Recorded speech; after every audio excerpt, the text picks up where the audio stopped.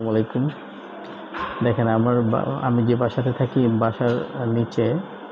আপনার মানে যেটা হচ্ছে গ্যারেজে এই বাসারই আরেকজন বাসার যে সেক্রেটারি ওনার ছেলে তো হয়েছে যে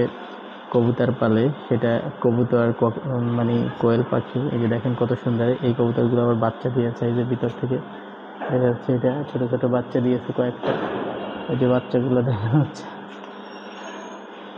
যে বাচ্চা দিয়েছে দেখতে পাচ্ছেন কিনা এই যে দেখেন এখান থেকে বাচ্চা দিয়েছে বেশ কয়েকটা বাচ্চা দিয়েছে এটা হচ্ছে কোয়েল পাখি কিন্তু ডিম দেয় এবং ওই ডিম কিন্তু খাওয়া যায় মানে এগুলো কিন্তু পোষ মানা কোয়েল পাখি আমি যদি হাতে নেই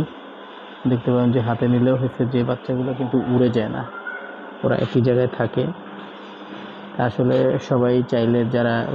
পাখি পালার ইচ্ছা আছে তারা চাইলে কিন্তু এরকম বাসার গ্যারেজ নিচতলা যেখানে ফাঁকা জায়গা ওখানে কিন্তু এরকম সুন্দর সুন্দর পাখি পালতে পারেন যেটা কিন্তু খুবই একটা মানে কবুতর কিন্তু খাওয়াও যায় আবার এই কবুতরগুলো কিন্তু অনেক দামি কবুতর দেখেন এটা কত কত সুইট একটা কবুতর দেখেন কত সুন্দর করে ওর পাখনাগুলো দেখছেন এই যে ও পা নাড়াচ্ছে একটু কষ্ট করে দেখেন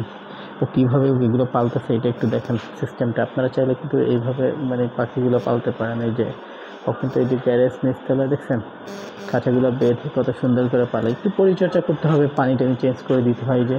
খাবার দিতে হয় এরকম করে এই যে খাবারটা খায় এখান থেকে নিয়ে এই যে বেশ বড় আপনার একটা দেখেন যে বাচ্চা দিচ্ছে যেটা এটা ওরাও কিন্তু খাবার খায় এরকম এই খাবারগুলো কিনে আপনার খাওয়াতে পারেন কোয়েলের বাচ্চা কোয়েল কিন্তু ডিম দেয় মানে এগুলো পাললে কিন্তু আপনার লস নাই এগুলো বাচ্চা দিবে আপনি বিক্রি করতে পারবেন না ওভারঅল পাখি পালতে পারেন এরকম একটা গ্যারেজ থাকলে সেখানে পাখি পালতে পারেন সেটা কিন্তু বেশ আর কি আপনার লাভজনক।